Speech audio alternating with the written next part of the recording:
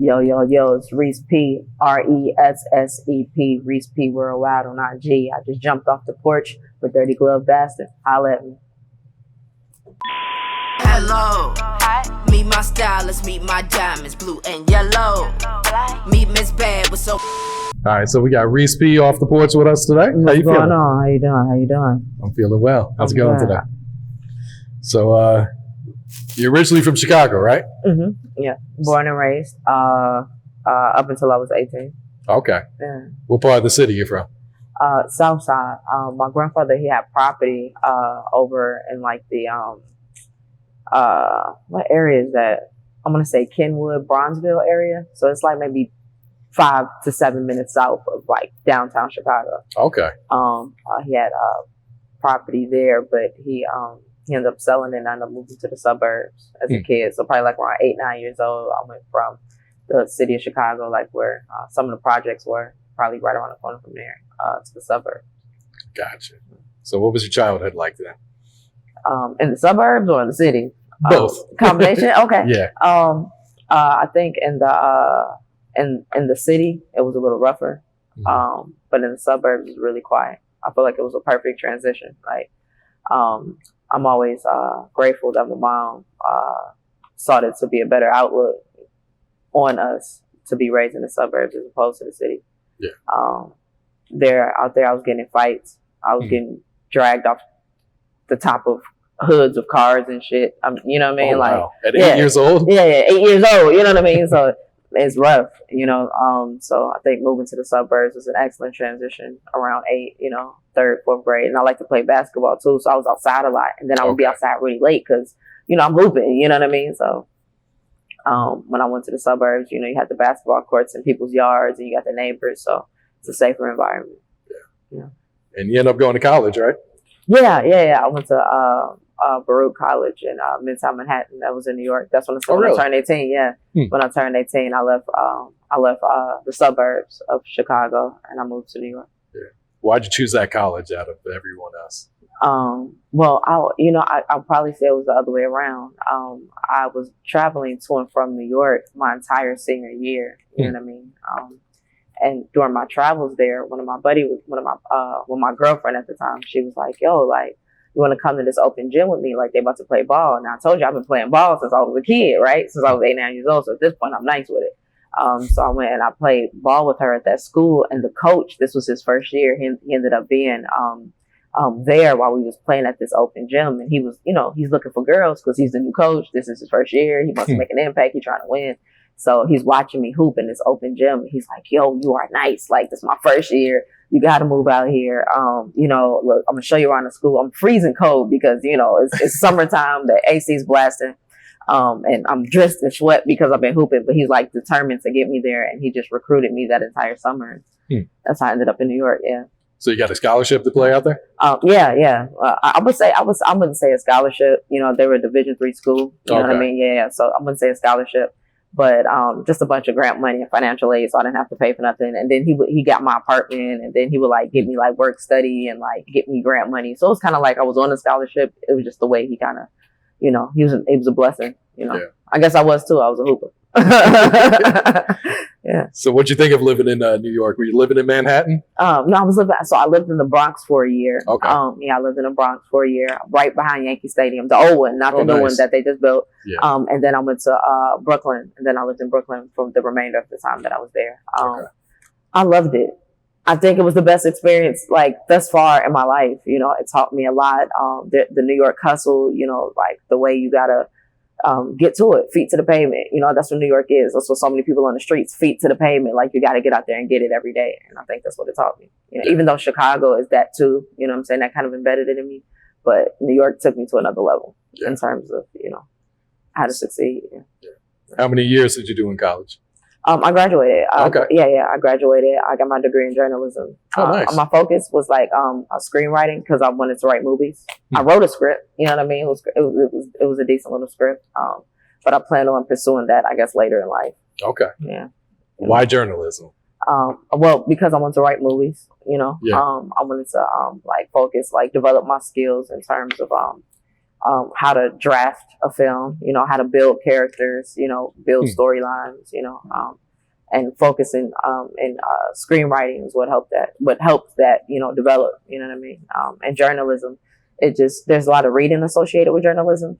So you begin to see things from multiple perspectives. I was just talking to my homie about that in the car. Like you begin to learn to see things from other people's point of view, because you have to read from other people's perspectives sometimes when you have to read between the lines, So sometimes they'll ask you that in an essay or on a test, you're taking like a state test. They'll be like, well, what did they mean when they said this or that? And you have to interpret that according to your own perspective. And sometimes they not only grade you on that, but your natural interpretation of your ability to put yourself in other people's shoes. Yeah. Was there a certain movie you watched that kind of inspired you that want to do it as well? Probably The Matrix. The Matrix. But I think The Matrix inspired everybody.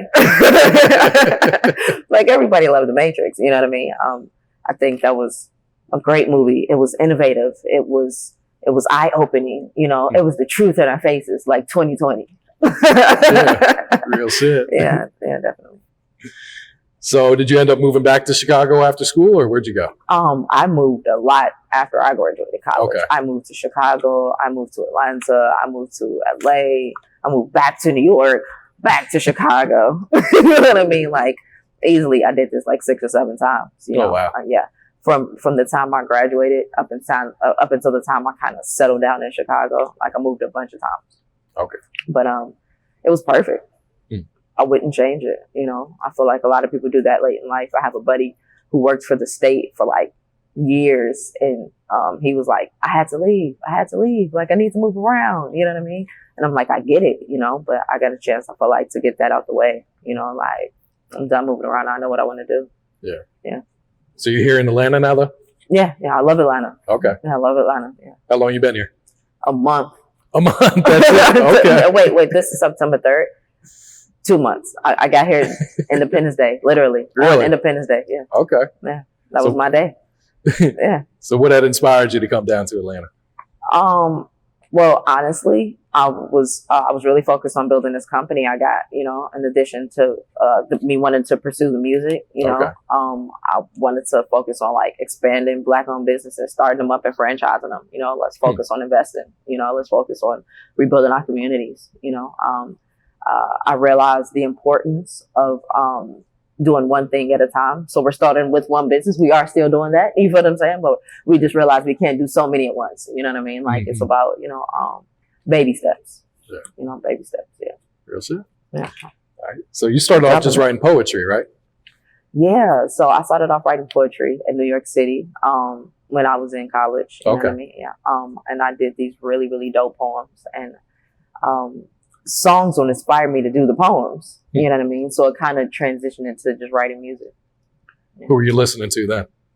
I like Michelle A. Okay. Like, I know she's like a, old school artist, but she really inspired a lot of my work. I loved her voice. I like Sade. She's really, really dope. Talented. I like Lil Wayne. Love Wayne. You know what I mean? Like, just metaphorically, his energy, you know what I mean? His ability to say the same thing 100 times. And it's still like, my God, like, how did he come up with that?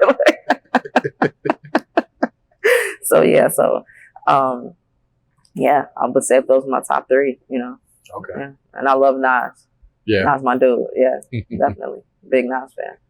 So when did you start putting these poems like into actual rap songs? Probably like 2008. You know what I mean? Like I probably started with like this song called "Bend the Snap." It had a dance like this and shit. Like it was decent. It was a decent little vibe.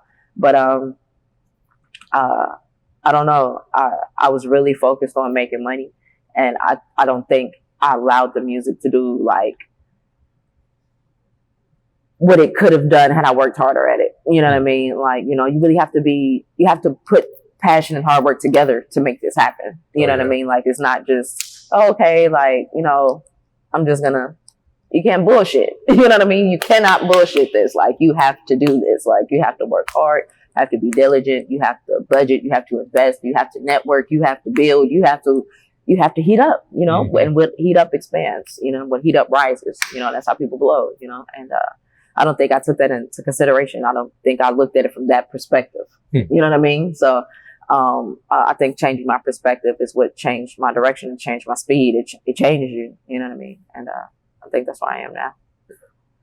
So were your family and friends surprised when you just started popping up and you're rapping one day, or did they kind of see it coming? Probably saw it coming. Yeah. My mom is really musically inclined, you know what I mean? And she actually writes poetry. She makes music. So my father was athletic. And I think athletes, music, and actors all have like that thing in common. You know what I mean? Like if you're athletic, you can either rap or sing or act, or if you can sing, you can rap, or you can play sports, or, you know, it's kind of like all along those ways. So I think her kind of already being in that, and him already, both of them kind of being in that arena of, you know, athleticism and creativity in terms of, you know, musicianship or performing arts, you know, it just kind of, here I go, I plopped out. Yeah. So a nice balance of both, I guess. Yeah. So how do your rap songs compare to the poems you were writing? I'd say the rap is more aggressive than the poetry. And the poetry, I'm always in love. It's always about love. And the music, it's always, I'm the shit, fuck everybody, I own the world. You know what I mean? So it's a little more arrogant. It's a little more like, I don't care what's going on, you know, alter egos, I guess. Okay. Yeah. I got you. So are you still writing, or do you freestyle and punch in? I love to write because I'm a writer. I got my degree in writing. I'm a journalist, you know what I mean? So I'm a writer at heart. But I've been working on being better at freestyling, you know what I mean? Like better at the art of it. Cause I think I don't know, hip hop consists of like 4 elements. I think it's the graffiti, the DJ, the MC, and the breakdancing. Mm-hmm. You know what I mean? You know, so, but being the MC, you know, master of ceremonies, you know what I mean? Like, you know, let's do it, you know? I definitely think you gotta be witty off the top, you know what I mean? So I think it's an important element of it. Yeah. What inspires you musically these days? I guess how I feel, you know, the project I got coming up, Winter Heart, in December, that I'm going to give away for free to everybody, is about heartbreak. And I've been going through a lot of that lately, whether it be with family, friends, intimate relationships, you know what I mean? I think financially I'm good. Thank God. You know what I mean? But I feel like in every other area I've been going through these heartbreaks. And that's what Winter Heart is about. I feel like it gives you a chance to express how you feel to everybody. Like I get a chance to tell the world how I feel about you, and they get to listen to it. You know what I mean? Like, and I get to put on blast the shitty shit you did to me. You know what I'm saying? From my perspective. Now, if you want to tell your story, then tell your story. But this is mine, you know. It's very therapeutic when you open up in your music like that? Definitely. Sometimes you'll listen to a song you made 2,000 times, the same song. I'm like, man, I love this song, repeat, you know, and sometimes you get away from people just to listen to it because, you know, they don't want to hear it 6,000 times, you know what I mean? But you want to play that shit 6,000 times. You're like, look, I'm going to go in here and roll up, you know what I mean? And close the door and listen to what I just recorded. So definitely. Yeah. What's the single you plan to push off this project? Hello. Okay. Yeah. It's an introduction to the world, saying hi. Hello. What's going on? What's good? You feel me? And I think it's classy. It's different. And I think it's going to be great for TikTok. Okay. Yeah. Great for saying, you know, hello COVID, hello riots, hello police brutality, hello 2020. Hello. You know what I mean? Yeah. So. Who are some of the producers you've been working with on this project? Architrax. Okay. He's actually located in Miami. He did work for Snoop, Gucci, Nicki Natural, from Love and Hip Hop, Petty Levels from Love and Hip Hop. He's doing his thing down there. He's connected me with a lot of people, and he's been really dope and kind of helping me build my confidence as an artist. You know, just reminding me like, yo, Reese, you hot, go. Like, go. Your style, like, you sound like, dude, go. You know, and sometimes you can get discouraged, disheartened, you know. Oh, yeah. How'd you link up with him? I went to a showcase in Miami through a DJ here in Atlanta that I met while I was here in Atlanta doing another show prior to that. And the gag is, you remember the boxer Tommy the Hitman Hearn? Oh yeah. Yeah, he was there at the show. He saw me perform, and he was like, "I really like you as an artist. Like, you are so dope." I'm like, "Thanks, bro." He's like, "You should come by my crib." Now, I was actually staying at these suites in North Beach, Miami. Ironically, he stayed in North Beach. I guess that's where the bread is in Miami. Now that I know that, you know what I mean. So he's like, "Yo, I'm in North Beach. Come by my condo." So I go by his condo, and he's like, "Yo," he introduced me to his wife. You feel what I'm saying? He's like, "I'm gonna work with you. Like, we got to get you on. Like, you got to blow. Like, female rap is back. Like, you're it. Like, you know what I mean?" I'm like, "I bet. Like, let's do this."